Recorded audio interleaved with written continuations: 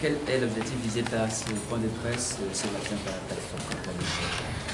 Nous avons organisé ce point de presse ce matin pour informer les Togolais, les consommateurs et toute la population togolaise à un sitting ce jeudi, vendredi, devant la primature, c'est-à-dire ici la caisse, la cité de la caisse. Nous avons adressé un courrier depuis le 28 juillet dernier au président de la République, l'interpellant sur la problématique de la vie chère. Et vous n'êtes pas sans savoir que la vie chère touche plusieurs secteurs. Mais malheureusement, le chef de l'État n'a pas répondu à notre interpellation. Et nous sommes dit qu'il faut que nous puissions manifester autrement. Si vous passez par le protocole le plus habituel et on ne vous entend pas, apparemment c'est comme les oreilles sont sourdes, il faut peut-être les nettoyer pour qu'on puisse vous écouter. Donc pour nous, il faut que nous puissions manifester et dire à l'autorité que, compte tenu du respect que nous leur devons, mais la loi nous donne certains droits, parce que nous, les devoirs, nous, les consommateurs, respectent toujours les devoirs, ils les accomplissent tous les jours, parce que lorsque nous achetons le produit, nous payons. Si on ne fait pas, on est devant les tribunaux. Donc malheureusement, ce n'est pas le cas. Nous sommes dit qu'il faut que nous manifestions pour dire à l'autorité qu'il faut désormais repenser le social au Togo. Parce que si on ne repense pas le social au Togo, nous risquons de voir déborder nos morts, parce que tous les jours les gens meurent à cause de faim, mais on ne sait pas que les gens sont en train de mourir de faim. Donc il faut que nous puissions nous manifester publiquement devant l'autorité. On a choisi la primature, c'est pas pour rien, parce que c'est le chef du gouvernement.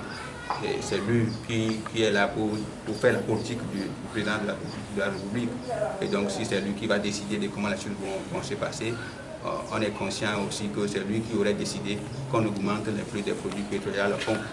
La dernière augmentation en date du 21 juillet dernier, où ils l'ont fait nuitamment, et nous pensons que ce comportement aussi est à proscrire et il n'est pas bien sien qu'on puisse continuer à agir ainsi devant un peuple apaisé, un peuple qui veut toujours la paix. Le sitting aurait été refusé par la mairie de Lomé. Alors, quelle procédure comptez-vous adopter pour aller à l'encontre de ce refus à la mairie de ce sitting? La loi de 2011, la loi 010-2011 relative à la liberté de manifestation, elle est claire. Et le maire ne peut pas interdire une manifestation sans donner une raison valable. Et pour lui, dans le courrier qu'il nous a adressé le 13 passé, il disait que la primature est un endroit où il y a concentration des institutions nationales et internationales. Mais nous voudrons à travers ce point de presse lui dire que les États-Unis, devant les institutions onusiennes, on manifeste. Et alors malheureusement que ce sont des grandes villes où il y a forte concentration des institutions internationales. Donc on ne peut pas nous dire aujourd'hui qu'il y a une représentation de l'Union européenne près de la primature, qu'il y a l'ambassade du Brésil auprès de la primature, il y a certaines institutions auprès de la primature, on nous dit que c'est un lieu de concentration. Et par conséquent, il faut ignorer les revendications sociales du peuple. Donc nous, cette interdiction, on ne l'attend pas, on ne croit pas que c'est une interdiction valable, parce que la loi nous dit que le maire n'a pas le droit d'interdire sans donner une raison valable. Et qu'à preuve du contraire, nous, si on nous dit aujourd'hui qu'à partir de la nuit, à partir de demain, à partir d'aujourd'hui à minuit, les prix vont revenir à la normale et que des discussions valables, sérieuses seront engagées, nous, il n'y a pas de problème. Donc ça veut dire qu'on est en train de constater qu'ils sont en train de répondre à nos revendications.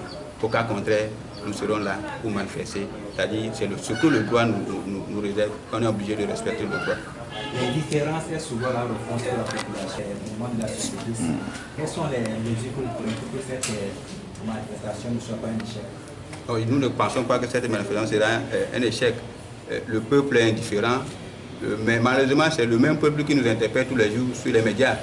Et donc je crois que cette fois-ci le peuple sera de notre côté et que les 20 et 21 à partir de 9 h devant la primature, nous ferons de notre mieux pour pouvoir gagner la bataille. C'est vrai qu'on ne peut pas gagner la bataille d'un jour à l'autre tel que nous le souhaitons, mais lorsque nous commençons à sentir que l'autorité peut revenir sur cette décision, on pourrait aussi continuer les réflexions. Mais au cas contraire, nous disons que nous sommes rassurés que le peuple sera là les 20 et les 21 à nos côtés pour nous soutenir. Au cas contraire, les associations de consommateurs, nous sommes là. Les syndicats, sauf certains qui ont choisi le camp de se taire. Donc nous n'avons rien à leur dire, mais c'est leur droit. Mais nous pensons, nous informons le peuple togolais que désormais, ils doivent savoir que tout est clair, que ce n'est pas ceux qui les appellent voter pour moi, qui les soutiennent, qui veulent leur bien. Peut-être nous qui sommes leur porte-parole, qui crions tous les jours sur vos médias, qui faisons de notre mieux, qui sommes disposés à ce que les choses puissent aller de l'avant. Donc il faut que ce peuple se rapproche de nous, il faut que ce peuple nous soutienne. Parce que si le peuple ne nous soutient pas, on ne peut pas réussir, on ne peut pas organiser et être à la fois le peuple, être à la fois la foule et être à la fois ceux qui vont manifester. Donc, et malheureusement pour nous, cette manifestation, c'est une manifestation pacifique. Ainsi, nous ne ferons aucun bruit. Donc il est de raison que les gens sortent pour nous soutenir les 20 et les 21. Outre les revendications déjà connues que vous revendiquiez ou bien vous défendiez déjà, y a-t-il de nouvelles revendications qui rentreront en jeu? Si, mais nous pensons que les 20 et 21 sont uniquement laissés pour la vie chère en général et particulièrement les prix des produits pétroliers à la pompe. Parce que les prix des produits pétroliers à la pompe sont la base de toute évolution de la vie chère. Si aujourd'hui on réduit les prix des produits pétroliers à la pompe, vous remarquerez que les frais de transport, que les gens peuvent aller valablement dans leur village parce qu'ils achèteront facilement, moins cher, le carburant, le super 100, pour le gaz, ainsi de suite, pour aller dans leur localité. Mais si on maintient le prix, il y aura beaucoup de choses.